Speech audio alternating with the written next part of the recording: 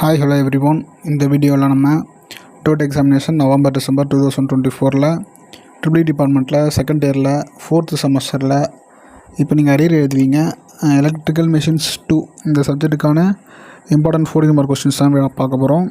So video பார்க்குறதுக்கு முன்னாடி இந்த சப்ஜெக்ட்டுக்கான ப்ளேலிஸ்ட்டு நம்ம சேனலில் இருக்குது. ஸோ அதை பாருங்கள். ஒவ்வொரு யூனிட் வைஸ் நம்ம போட்டிருக்கோம். மேக்ஸிமம் எல்லா யூனிட்டும் கவர் பண்ணியிருக்கோம். ஸோ அதை ஏன் பார்க்க சொல்கிறோம்னா, இப்போ யாரும் புக் எடுத்து படிக்க மாட்டீங்க.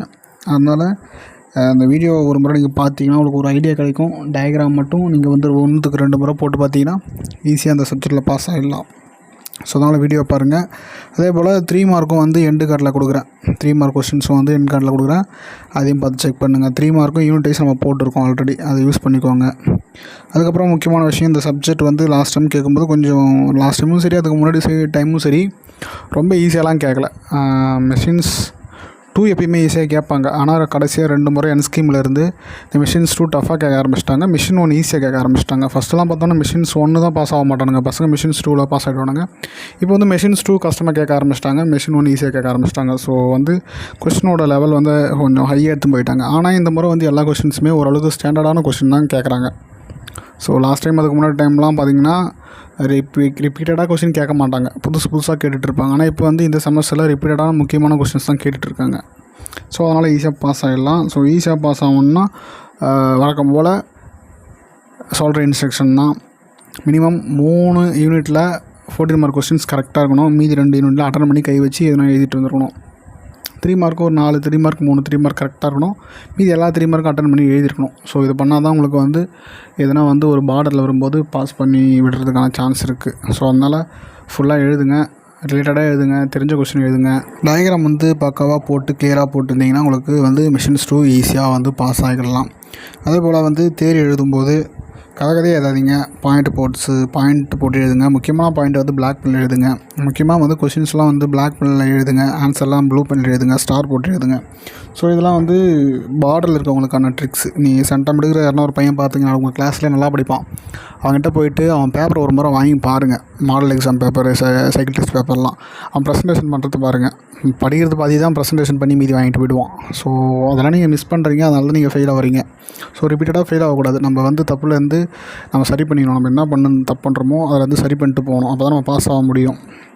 ஸோ அதனால் பார்த்துக்கோங்க. ஸோ நேராக வந்து நம்ம இப்போ கண்டென்ட்டுக்குள்ளே போயிடுவோம். ஃபஸ்ட் யூனிட்டில் பார்த்தோம்னா 3 கொஸ்டின் நம்ம கொடுத்துருக்கோம். First question construction and working of salient pole alternator. Second question பார்த்தோம்னா construction and working principle of turbo ஆல்டர்னேட்டர்னு சொல்லுவாங்க, இல்லை ஸ்மூத் சிலிண்ட்ரிக்கல் ஆல்டர்னேட்டர்னு கொடுப்பாங்க, இல்லை சிலிண்ட்ரிக்கல் போல் ஆல்டர்னேட்டர்னு கொடுப்பாங்க. ஸோ கொஸ்டின்ஸ் வந்து இன்டைரக்டாக தான் கேட்குறாங்க. ஸோ டைரெக்டாக கேட்கல. நம்மளுக்கு கொஷின் வந்து புரியல, நம்மளுக்கு இந்த ஸ்டாஃப் நடத்தவே இல்லைன்னு சொல்லிட்டு நீங்கள் நிறைய பேர் விட்டுட்டு வந்துடுறீங்க. ஸோ லாஸ்ட் டைம் முன்னாடி டைம் தான் கொஸ்டின் கேட்டாங்க. ஜென்ரலாக சைலண்ட் போல்னு கேட்கல, நான் சைலண்ட் போல்னு கேட்கல, ஜென்ரலாக கேட்டாங்க. Construction and working principle of alternator அப்படியே விட்டு வந்துட்டீங்க எல்லாருமே. ஸோ அதுமாதிரி பண்ணக்கூடாதுன்றதுக்காக தான் இப்போ சொல்கிறேன் தெளிவாக. கொஸ்டின் இன்டெரக்டாக தான் இருக்கும்.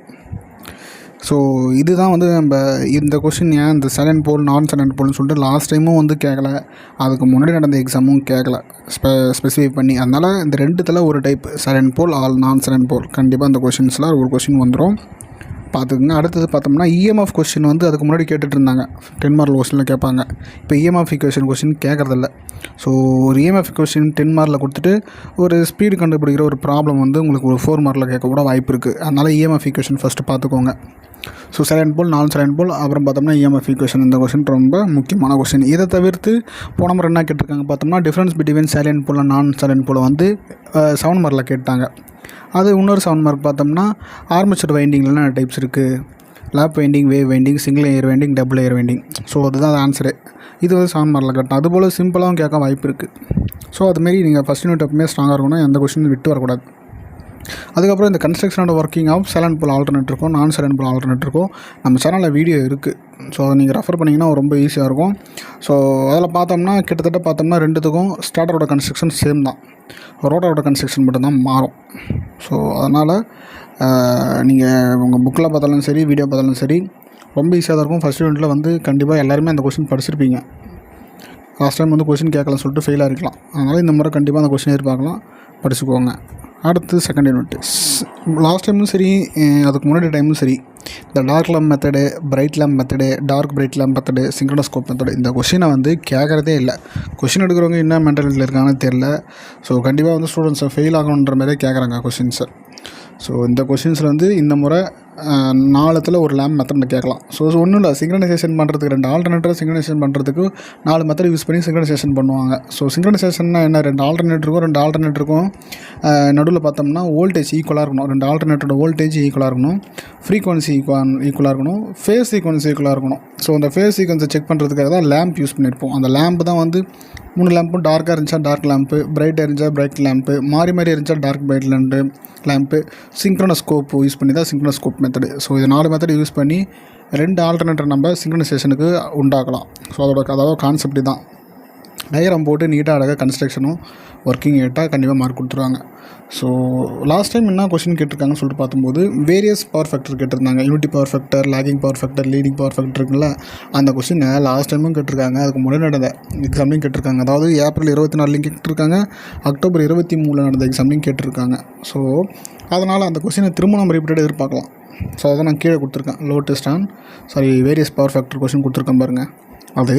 அதுக்கப்புறம் பார்த்தோம்னா லாஸ்ட் டைம் இன்னொரு கொஸ்டின் கேட்டிருக்காங்க, low test on single phase alternator. So இந்த இம்பிடன்ஸ் மெத்தட்னு சொல்லிட்டு இன்டெரக்டாக கேட்க கூட வாய்ப்பு இருக்குது. Open circuit test, short circuit test அப்படின்னு கேட்கவும் வாய்ப்பு இருக்குது. ஸோ அதனால் இந்த ஆல்டர்னேட்டரோட டெஸ்ட்டும் படிச்சுட்டு போங்க. ஸோ 2 ஈஸியாக தான் இருக்கும். நீங்கள் இந்த முறை வந்து இந்த டார்க் பிரைட் லேம்ப் இதெல்லாம் படிச்சுட்டு போகலாம்.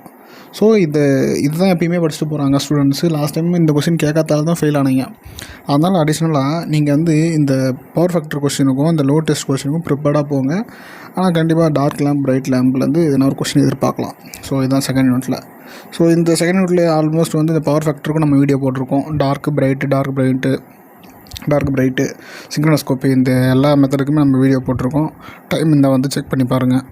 அடுத்தது தேர்ட் யூனிட். இந்த தேர்ட் யூனிட்டில் நம்ம மினிமமாக தான் கொஸ்டின் கொடுத்துருக்கோம். ஸோ ரிப்பீட்டடாக இந்த கொஸ்டின் தான் கேட்டிருக்காங்க. ஸோ ஃபஸ்ட்டு பார்த்தோம்னா 3 ஃபேஸ் இண்டக்ஷன் மோட்டர் தான் அந்த தேர்ட் யூனிட்டில் வந்து ஃபஸ்ட்டு பார்ட் பார்த்தோம்னா 3 ஃபேஸ் இண்டக்ஷன் மோட்டர் பற்றி இருக்கும். பார்ட் பி பார்த்தோம்னா ஸ்டார்டர் பற்றி இருக்கும். ஸோ ஸ்டார்டர் வந்து லாஸ்ட் டைம் நடந்த எக்ஸாமில் ஸ்டார் டெல்டா ஸ்டார்டர் கேட்டிருக்காங்க. அதுக்கு முன்னாடி நடந்த எக்ஸாம்லேயும் ஸ்டார் டெல்டா ஸ்டார்டர் கேட்டிருக்காங்க. இப்போது லாஸ்ட் டைம் நடந்த எக்ஸாமில் அதுவும் கூட சேர்த்து ஸ்டார் டெல்டா ஸ்டார்டரோட டயக்ராம் மட்டும் 7 மார்க்கு, அப்புறம் வந்து ஸ்டார் டெல்டா ஸ்டார்டரோட டயக்ராமுக்கு 7 மார்க்கு, ஆட்டோ டிரான்ஸ்ஃபார்மர் ஸ்டார்டருக்கு மட்டுமே 7 மார்க்குன்னு சொல்லிட்டு 14 மார்க் கேட்டாங்க. ஸோ அதனால் இந்த முறை நம்ம டியூயல் ஸ்டார்டர் கண்டிப்பாக எதிர்பார்க்கலாம் 14 மார்க் கொஸ்டின்ஸில் கன்ஸ்ட்ரக்ஷன் அண்ட் ஒர்க்கிங்னு. ஸோ டியூயல் ஸ்டார்டர் ஃபஸ்ட்டு படிச்சுக்கோங்க. ஸ்டார் டெல்டா ஸ்டார்டர் எப்பயுமே ரிப்பீட்டடாக கேட்டே இருக்காங்க, அதையும் ஒரு முறை பார்த்துக்கோங்க. கண்டிப்பாக நம்ம இந்த 3 ஃபேஸ் ஸ்க்ரூல் கேஜ் இண்டக்ஷன் மோட்டரில் வந்து ஸ்க்ரூல் கேஜ் ரோட்டார் கேட்கலாம், இல்லைனா ஸ்லிப்ரிங் ரோட்டார்னு சொல்லிட்டு கேட்கலாம். ரெண்டுமே ஒரே கொஸ்டின் கேட்டாலும் கேட்க வாய்ப்பு இருக்குது. இல்லை ஸ்பெசிஃபை பண்ணி ஸ்டேட்டரோட கன்ஸ்ட்ரக்ஷன் ரெண்டுத்துமே ஒன்று தான் இருக்கும். ஸோ நம்மளுக்கு வந்து ரோட்டரோட கன்ஸ்ட்ரக்ஷன் தான் மாறும். ஸ்க்ரூல் கேஜ் சரி ஒரு ரோட்டர் இருக்குது, ஸ்லிப்ரிங்னு ஒரு ரோட்டர் இருக்குது.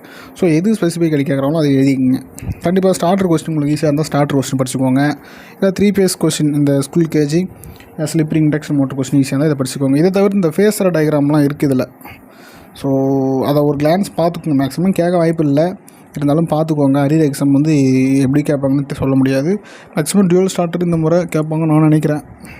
ஸோ அதனால் இந்த டியூயல் ஸ்டார்டரையும் 3 ஃபேஸ் ஸ்க்ரூல் கேஜி இல்லை ஸ்லிப்ரிங் ரெண்டுத்தையும் படிச்சுட்டு போங்க. கண்டிப்பாக ஒரு கொஸ்டின் அட்டன் பண்ணலாம்.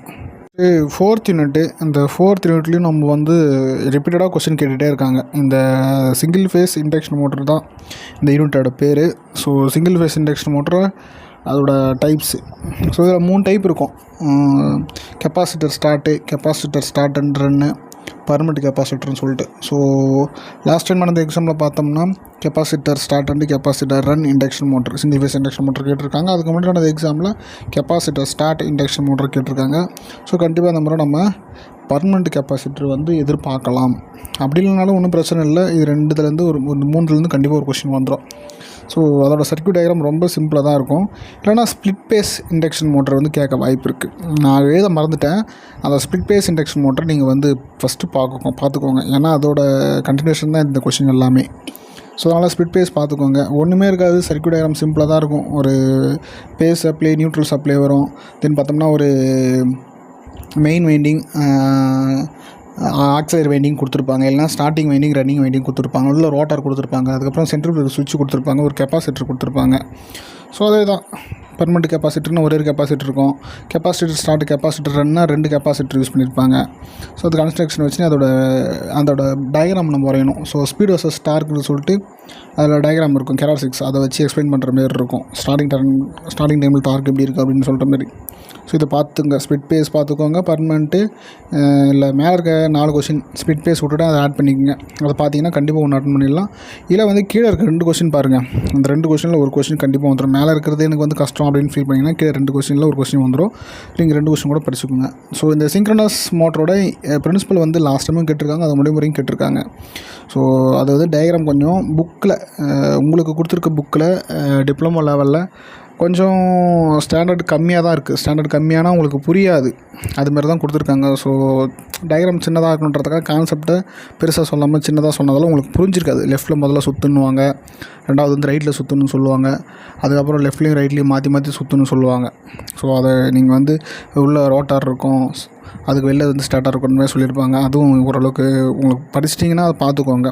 இதில் வந்து இந்த methods of starting of synchronous motor, இதில் ஒரு 4 டைப் இருக்கும். DC motor method, pony motor method, அப்புறம் பார்த்தோம்னா டேம்பர் வெயிட்டிங் மெத்தடு, இன்னொன்று வந்து ஸ்லிப்பரிங் ரோட்டார் மெத்தட்னு சொல்லிட்டு 4 மெத்தட் இருக்கும். அந்த 4 மெத்தடில் இனி 2 டைப் கேட்கலாம், இல்லை 4 மெத்தடுமே கேட்கலாம். ஸோ மேலே வந்து 4 கொஷின் ஸ்பிட் பேஸ் சேர்த்துக்குங்க. இல்லை கீழே 2 கொஷின், இந்த 2 கொஷின் வந்து ஒரு கொஸ்டின் கன்ஃபார்ம் வந்துடும், பார்த்துக்கோங்க. அடுத்து பார்த்தோம்னா 15 நெட்டு. இந்த 15 நெட்டில் தான் வந்து எப்பயுமே இடக்கூடமாக கொஷின் கேட்டிருக்காங்க. நிறைய தேரி கொஷின் இருக்குது. ஸோ அதனால் வந்து நிறைய கொஷின் இருக்கிறதால எதை கேட்குறான்னு தெரியல, மாற்றி மாற்றி கேட்டுகிட்டே இருக்கான். ரிப்பீட்டடாக எந்த கொஷினுமே இதில் கேட்குறதே கிடையாது. ஸோ ரிப்பீட்டடாக அதில் கேட்குறாங்கன்னா ஒரே கொஷின் பார்த்தோம்னா இந்த 3rd கொஷின் தான். Common induction motor troubles and their remedies. இந்த கொஷினை வந்து அக்டோபர் 23 கேட்டிருக்காங்க, ஏப்ரல் 24 கேட்டிருக்காங்க. ஒரு பாக்ஸ் மாரி வரும். அந்த பாக்ஸ் வந்து 11 பாயிண்ட்டோ 13 பாயிண்ட்டோ இருக்கும். அதை வந்து என்ன கேட்குறாங்கன்னா கொஷின், இண்டக்ஷன் மோட்டரில் வந்து என்னென்ன ஃபால்ட்டு காமனாக ஏற்படும், அது எப்படி நம்ம நிவர்த்தி செய்கிறது, அதான் ரெமிடி, அதை வந்து எக்ஸ்பிளைன் பண்ணுறத வந்து 2 முறை கேட்டிருக்காங்க. இந்த முறையும் கேட்க வாய்ப்பு இருக்குது. இது தவிர்த்து பார்த்தோம்னா வேரியஸ் டைப்ஸ் ஆஃப் என்க்ளோசர். இந்த கொஷினும் வந்து நானும் 2 வருஷமாக சொல்லிட்டு இருக்கேன், கேட்குறதே கிடையாது. ஸோ மேபி இந்த முறை கேட்க வாய்ப்பு இருக்குது. வேரியஸ் டைப் ஆஃப் என்க்ளோசர்னால் ஒரு 7 டைப் என்க்ளோசர் இருக்கும். Open type, close type, drip proof type, flame proof டைப்னு சொல்லிட்டு நம்ம சேனலில் வீடியோ போட்டிருக்கோம். அதை பார்த்தா உங்களுக்கு புரியும். புக்கில் டயக்ராம் இருக்காது, ஆனால் நம்ம சேனலில் வந்து ஒரு டைப்புக்கும் வந்து நம்ம வீடியோ போட்டிருக்கோம் அழகாக. ஸோ ஒன்றும் கிடையாது. கான்செப்ட் என்னென்னு பார்த்தோம்னா இதில் டைப்ஸ் ஆஃப் என்க்ளோசர்னால் மோட்ரு சுற்றி கவர் இருக்குது பார்த்தீங்களா, அதுதான் என்க்ளோசர்னு சொல்லுவாங்க. ஸோ மோட்டருக்குள்ளே வந்து தூசு போகக்கூடாது, நம்ம தெரியாதனமாக கை கால் விட்டுக்கூடாது, ஸோ தண்ணி படக்கூடாது, ஃபயர் படக்கூடாதுன்னு சொல்லிட்டு அது மேலே வந்து நம்ம கவர் போட்டு ப்ரொடெக்ஷன் பண்ணி வச்சுருப்போம். ஸோ அது வந்து 7 டைப் இருக்கும். அது 7 டைப்பை பற்றி தான் அந்த ஃபஸ்ட்டு கொஸ்டின்.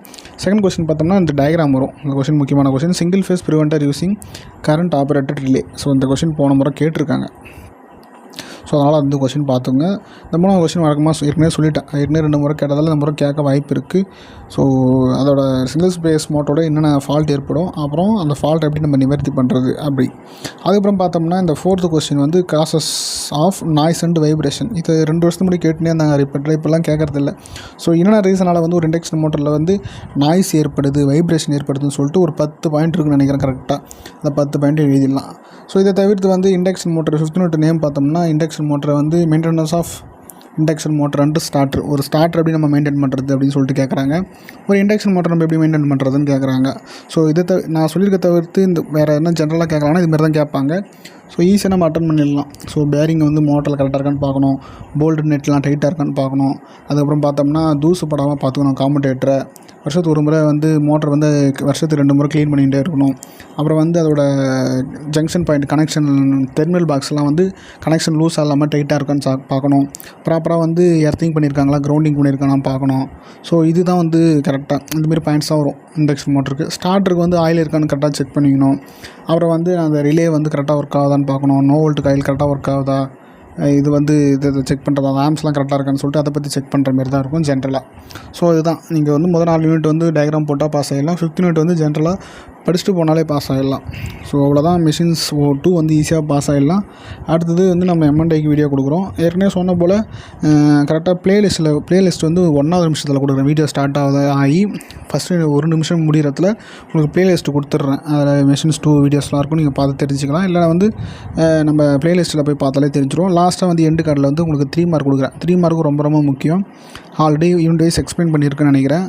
3 மார்க் வந்து ஒரு கிளான்ஸ் பார்த்துக்கோங்க. ரொம்ப முக்கியமான 3 மார்க் தான், ரிப்பீட்டடான 3 மார்க்கு, கம்மியான 3 மார்க் தான் இருக்கும். ஸோ கண்டிப்பாக இந்த முறை மெஷின்ஸ் 2 பாஸ் ஆவாங்க. மெஷின்ஸ் 2 பாஸ் ஆகி எல்லா சப்ஜெக்ட்லையும் வந்து ஆல் கிளியர் பண்ணணும். ஸோ இந்த வீடியோ உங்களுக்கு பிடிச்சிருந்தா வீடியோக்கு லைக் கொடுங்க. இது போல வீடியோஸ் தொடர்ந்து வேணும்னா அம்சலாம் சப்ஸ்கிரைப் பண்ணி நான் போட்ட ட்ரெஸ்ஸை பாருங்கள். இந்த வீடியோவை உங்கள் கிளாஸ் குரூப் வந்து ஷேர் பண்ணுங்கள், உங்கள் ஃப்ரெண்ட்ஸுக்கும் ஷேர் பண்ணுங்கள், அவங்களும் தெரிஞ்சுக்கிட்டோம், பாஸ் ஆகட்டும். மீண்டும் ஒரு நல்ல வீடியோ சந்திப்போம். நன்றி, வணக்கம்.